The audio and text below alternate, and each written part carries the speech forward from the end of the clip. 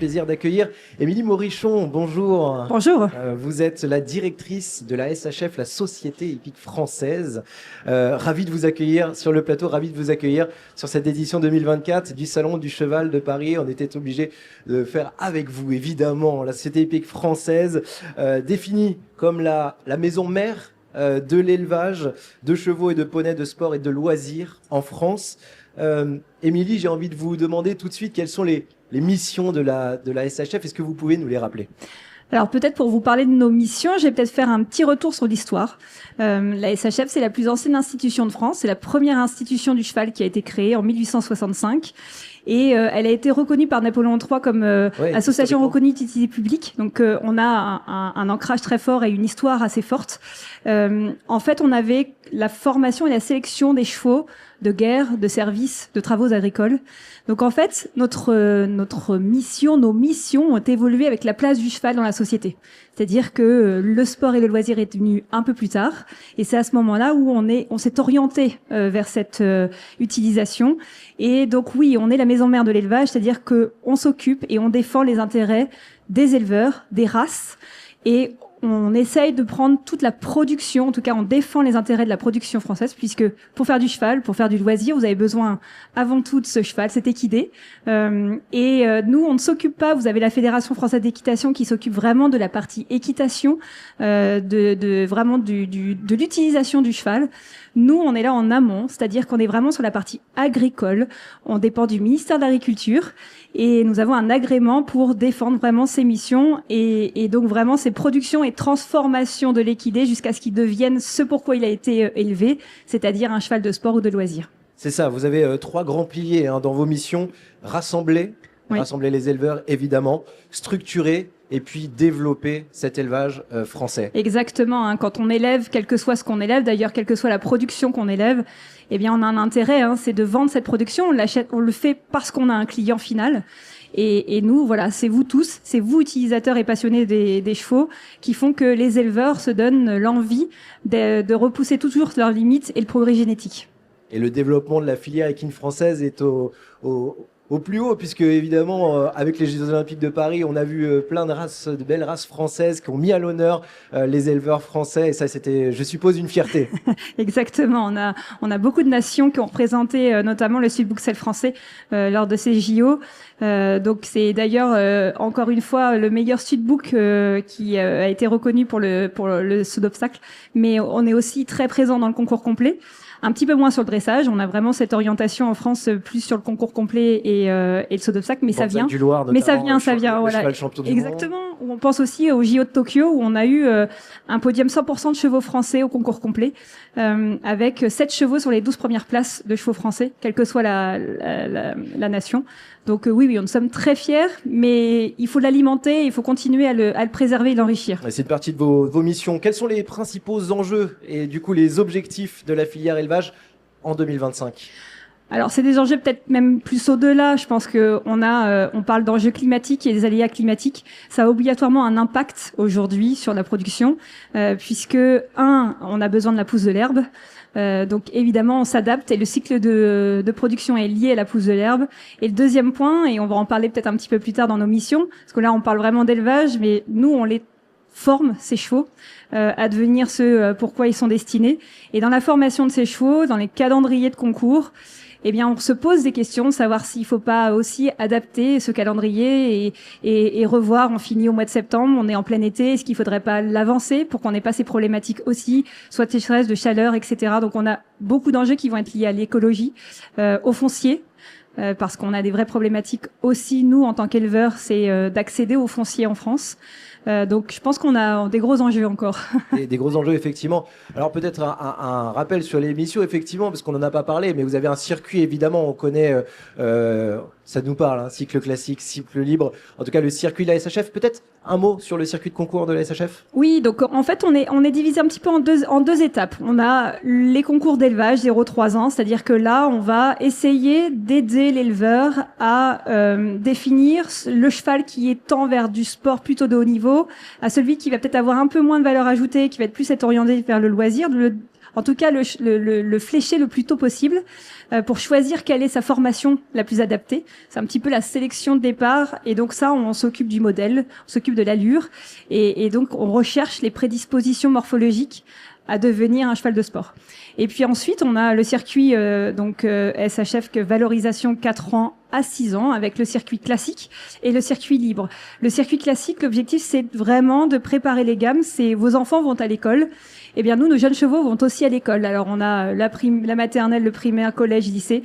Nous, c'est la même chose. À 4 ans, eh bien, ils ont un certain niveau, et on essaye de vraiment définir qu'est-ce qu'ils doivent faire pour pouvoir être au bon niveau à l'instant T, c'est-à-dire quand il devra être un cheval de Grand Prix, et en même temps ne pas faire trop puisqu'il n'a que 4 ans et qu'il est en pleine croissance. C'est vraiment notre orientation de ce circuit, c'est toujours trouver le meilleur curseur pour à la fois préserver le bien-être et la préservation de sa croissance, tout en préparant, parce que on n'attend pas le dernier moment d'être on part pas directement dans les épreuves et dans le niveau et dans les écoles de haut niveau. Il faut commencer par l'alphabet, il faut commencer à apprendre les bases, et c'est ce qu'on fait dans le circuit sur le circuit SHF. Et un petit point sur le circuit libre, c'est que là on essaye d'apporter un circuit qui permet à un cavalier amateur qui a acheté un jeune cheval, parce que aussi ça permet, il y a d'entre vous l'idée de former avec soi et de progresser avec son cheval.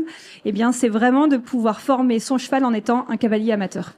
Effectivement, on pense notamment aux grandes semaines qui sont souvent des objectifs pour les propriétaires de jeunes chevaux. Et on le rappelle, vous êtes dans, je crois, 7 disciplines. Alors, on a donc évidemment les 3 disciplines olympiques, le dressage, le concours complet et le saut d'obstacle, mais on a aussi un circuit en endurance, un circuit en attelage, un circuit en hunter.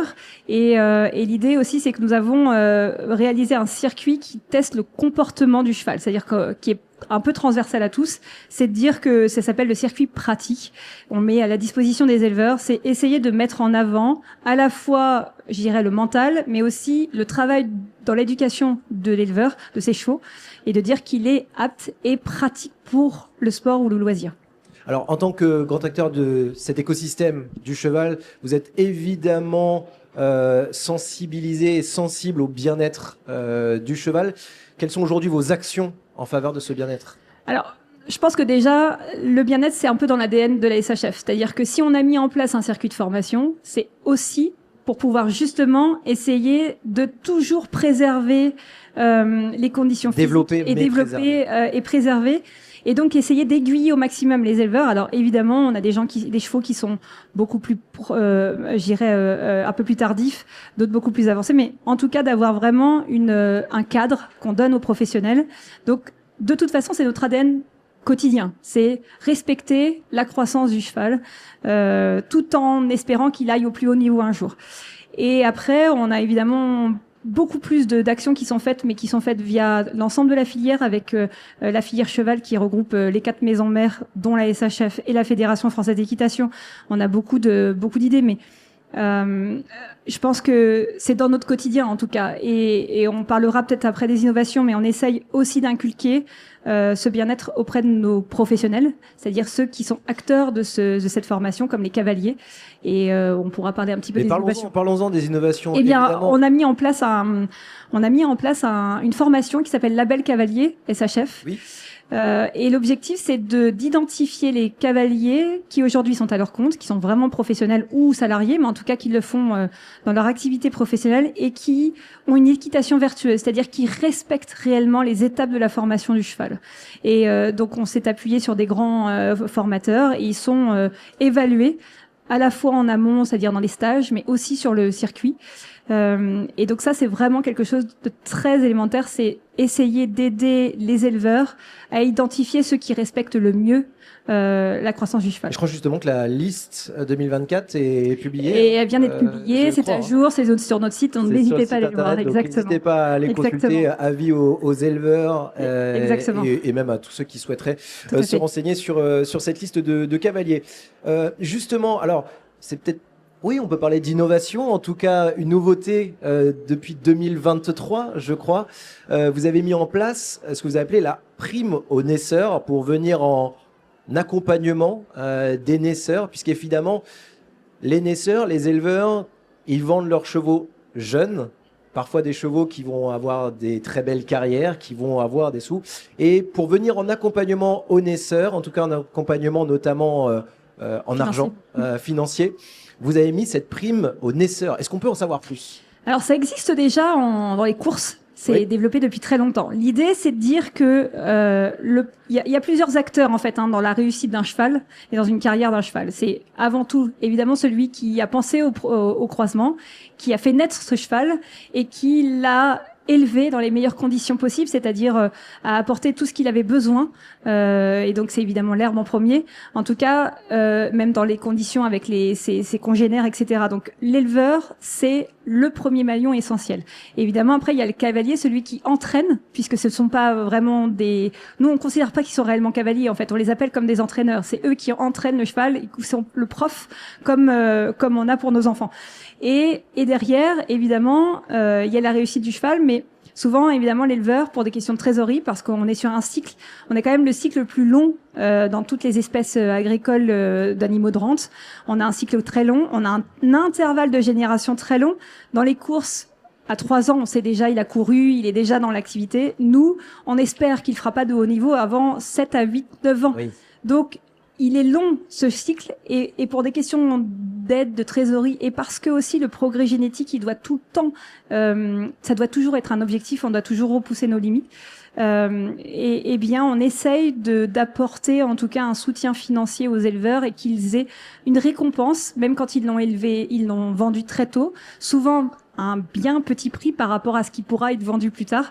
Et donc que quelquefois, quelque part, il y ait quelque chose qui revient un peu en récompense à l'éleveur. Et justement, est-ce qu'on peut en savoir un tout petit peu plus sur comment fonctionne cette prime? Bien sûr. Donc là, aujourd'hui, on l'a complètement financé, c'est-à-dire qu'on a augmenté les engagements sur notre circuit 4-6 ans. Et puis l'intégralité de cette augmentation est reversée aux meilleurs chevaux, enfin en tout cas aux éleveurs des meilleurs chevaux. Meilleurs 3%, je crois. Donc c'est 3% des meilleurs chevaux qui ont participé au circuit 4-6 ans. Et on espère surtout que ça fasse tache d'huile. On est évidemment en relation avec la Fédération française d'équitation. On aimerait après aussi avec la Fédération internationale pour que cette prime aux naisseurs, eh bien, elle court sur les meilleures échéances toute la vie du cheval. Voilà. Bon, bah, très bien. Un mot sur les animations, puisque vous êtes présent cette année sur le salon du cheval de Paris 2024. Vous êtes présent physiquement, puisque vous avez un stand à la SHF. Alors, le programme des animations a été un tout petit peu modifié, évidemment, avec l'actualité, puisque vous aviez prévu d'amener des chevaux pour faire... 14 races devaient être présentes. 14 races. Sur les 16 qu'on représente, ouais. Mais... on a toujours les éleveurs qui sont présents pour vous présenter ces races, pour vous parler de ces races. Est-ce qu'on peut avoir quelques idées des races qui sont présentes? Oui, en tout cas, on a des éleveurs de présents. Je pense aux races, notamment beaucoup aux races de poneys qui sont présentes, les Connemara, les Fjord, je les ai croisés, Criollo aussi. Alors évidemment, on connaît ce poney français, celle français, mais il y a plein d'autres races qu'on élève en France. Et n'hésitez pas à venir les rencontrer. Je pense que c'est des grands passionnés. Ils ont beaucoup à vous apprendre et aussi pouvoir bien identifier. C'est toujours important de savoir notre patrimoine génétique français et ils le feront avec beaucoup d'humilité et de passion. Donc rendez-vous sur le stand L8. Exactement. L8 pour le stand, pour ceux qui nous rejoignent sur le Salon du Cheval de Paris. Et je rappelle également que vous avez une conférence dont le thème a été un tout petit peu modifié, mais une conférence, si vous voulez en savoir plus sur les races, une conférence du coup sur les races de chevaux. Exactement. Donc la conférence en début d'après-midi, je crois 14h. 14h, il me semble. Voilà, n'hésitez pas à venir. On va essayer de pouvoir vous présenter ces races, les 16 races qu'on présente à la SHF. Et puis, encore une fois, on essaiera aussi de faire parler ces éleveurs qui vivent au quotidien pour qu'on puisse continuer à partager cette passion d'équitation et du sport et du loisir.